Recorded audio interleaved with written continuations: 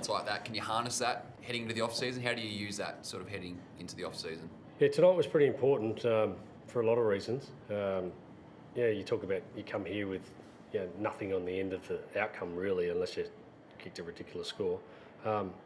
We built the week up around our fans and the high purpose.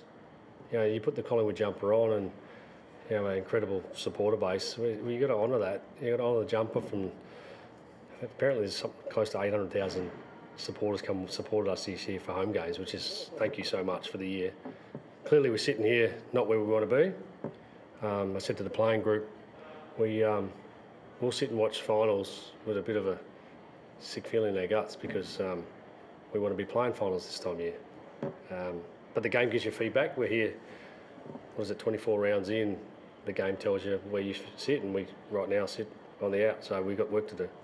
It's obviously a new experience for you. I mean, you've had a short coaching period, but it's a new experience for you. It's a year without finals. How are you sort of approaching it on a personal level, I guess? Yeah, no, it's been a challenging year. Like everybody, every coach and every footy club will tell their story. We've got all our own story to tell. It's going to be hard watching.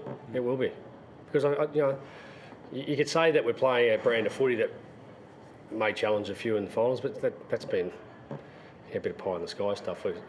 But we like to think it. 4 of our last 5 games have been wins, and the form, other than 10 minutes against the Swans, has been pretty strong. So.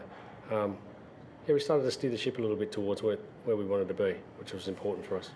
It looks like that you're going to keep quite a few of or if not all of the 30 pluses, the main 30 pluses on the list. And you obviously, it's well documented that you're one of a few clubs that had quite a long injury list this year. Do you feel that if you keep everything together and you get a good run, you can go into the top 8 again next year? Yeah, well, I haven't looked at the live ladder. Yeah. But I can imagine that we're only a couple of games off second, are we? Third? I'm not sure. So that's small margins, isn't it?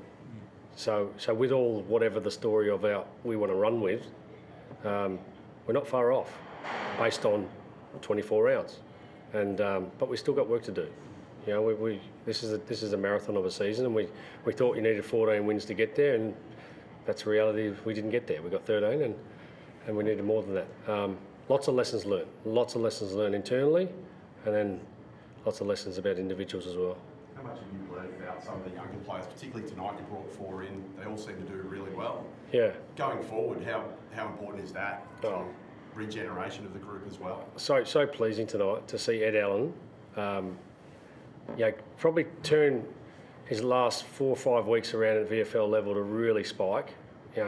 9 or 10 possessions more than what he had, clearances, contested possession, all the numbers, and then go out and do it out there.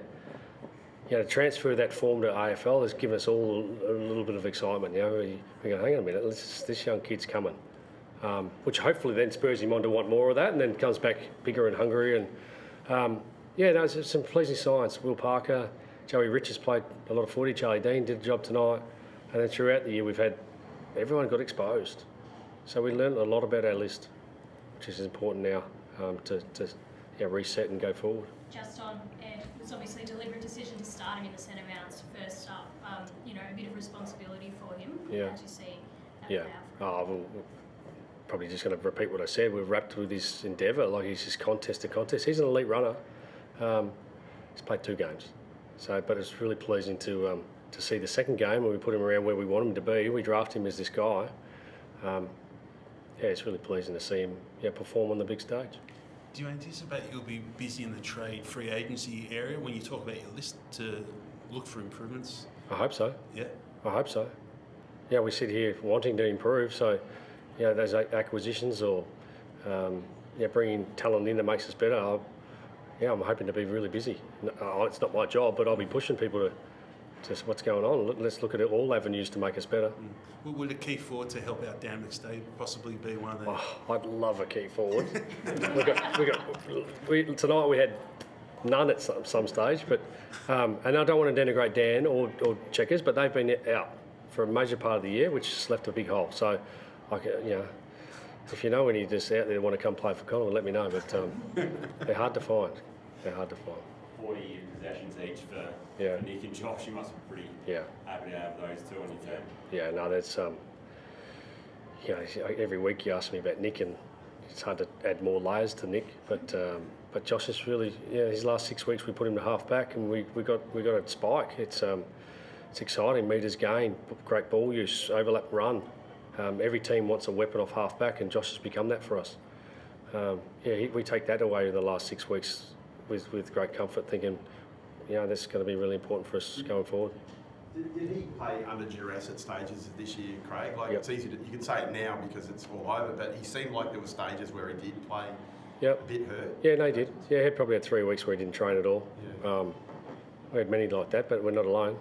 I'm certain that 18 clubs would have something similar.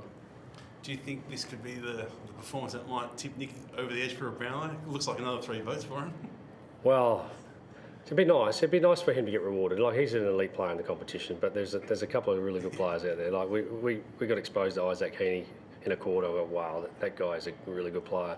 I'm a massive fan of Bond. Massive fan. I watch him from afar.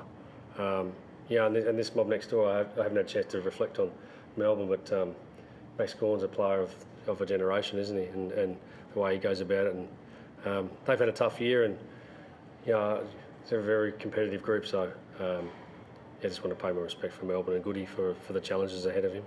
Obviously, Darcy Cameron's been one of your success stories this year. Was it a good experience for him to go up against him tonight? Yeah, he's gone forward a couple of big steps forward. Darcy, his year he'll be arguably in the top 2 or 3 best players in the best and fairest, and I'm not sure where that sits in the competition because I don't watch every game and every individual, but he's been an elite player in our team and marking the ball extremely well, got sticky fingers, and he's had a terrific season. Yeah. Just a word on the lightning break. Obviously, you've got 10 minutes left of your season. It's effectively a dead rubber. What do you say to your players to sort of go, well, boys, let's go again? Oh, it's a crazy time, because you don't know when and how, and we're all sitting there waiting for confirmation of what it looks like. Pretty simple. We don't have long, but we coach just looked at where we're going to play players. But main message is we want to get to the line. We want to finish well for our fans. Don't let up. You see us fight to the last second last week. We want to fight to the last second every week. We're 10 goals down against the Hawks. We want to kick the last goal. That's the DNA, the culture that we want. We want to fight. We're winners. We want to act like winners right to the end. A lot of behaviours that we want to keep repeating, and so that was the main message: get to the line, and we finish strong for our fans. Darcy Moore, is it a concussion? Is that what it was? Yeah, he got some delayed symptoms at half time, and they made the call straight away. So seems okay in the rooms. I wasn't aware of the incident, so I can't comment on that. No, getting booed. Do you have to say anything to him? No, like I've said before, at home when I'm watching footy and I hear booing, I just say to little Charlie, my 8-year-old, say, Charlie, we don't boo. We're just not booers in our household. That's just our household. Thank you so much for the year. I appreciate it. Thank you.